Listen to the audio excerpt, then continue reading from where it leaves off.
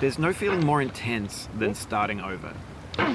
If you deleted your homework the day before it was due, as I have, or if you left your wallet at home and you have to go back after spending an hour in the commute. If you won some money at the casino and then put all your winnings on red but it came up black. If you got your best shirt dry cleaned before a wedding and then immediately dropped food on it. If you won an argument with a friend and then later discovered that they just returned to their original view. Starting over is harder than starting up. If you're not ready for that, like if you've already had a bad day, then what you're about to go through might be too much. Feel free to go away and come back. I'll be here. Alright, thanks for coming with me on this trip.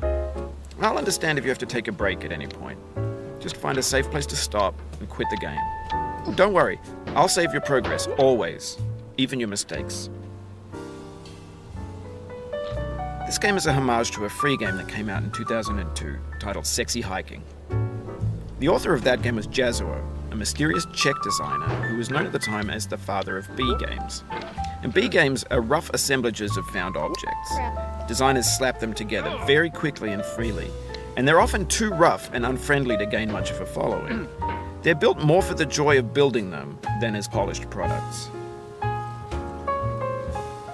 In a certain way, Sexy Hiking is the perfect embodiment of a B game. It's built almost entirely out of found and recycled parts, and it's one of the most unusual and unfriendly games of its time. In it, your task is simply to drag yourself up a mountain with a hammer.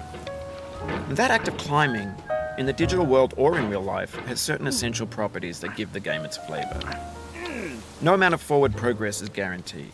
Some cliffs are too sheer or too slippery, and the player is constantly, unremittingly in danger of falling and losing everything.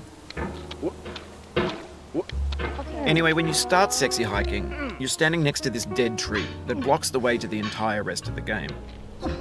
It might take you an hour to get over that tree, and a lot of people never got past it. You prod and you poke at it, exploring the limits of your reach and your strength, trying to find a way up and over. And there's a sense of truth in that lack of compromise. Most obstacles in video game worlds are fake. You can be completely confident in your ability to get through them once you have the correct method or the correct equipment or just by spending enough time. In that sense, every pixelated obstacle in Sexy Hiking is real. The obstacles in Sexy Hiking are unyielding, and that makes the game uniquely frustrating. But I'm not sure Jazzuo intended to make a frustrating game. The frustration is just essential to the act of climbing, and it's authentic to the process of building a game about climbing. A funny thing happened to me as I was building this mountain. I'd have an idea for a new obstacle, and I'd build it, test it, and it would usually turn out to be unreasonably hard. But I couldn't bring myself to make it easier. It already felt like my inability to get past a new obstacle was my fault as a player rather than as a builder. Imaginary mountains build themselves from our efforts to climb them, and it's our repeated attempts to reach the summit that turns those mountains into something real.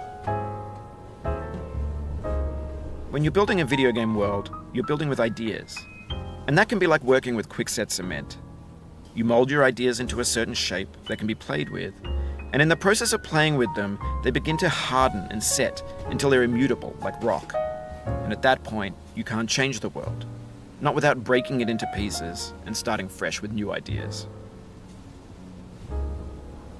For years now, people have been predicting that games would soon be made out of prefabricated objects, bought in a store and assembled into a world. And for the most part, that hasn't happened, because the objects in the stores are trash. I don't mean they look bad or that they're badly made, although a lot of them are. I mean they're trash in the way that food becomes trash as soon as you put it in the sink.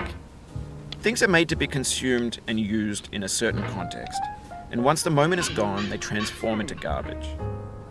In the context of technology, those moments pass by in seconds.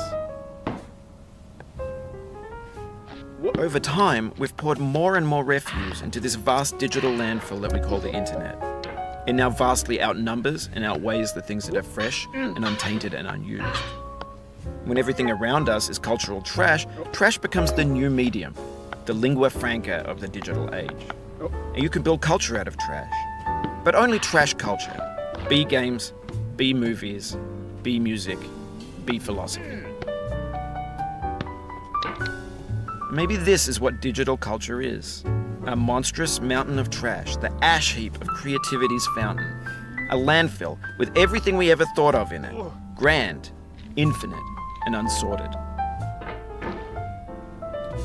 There's 3D models of breakfast, Gen X's fanfic novels, scan magazines, green screen Shia LaBeouf, banned snuff scenes on LiveLeak.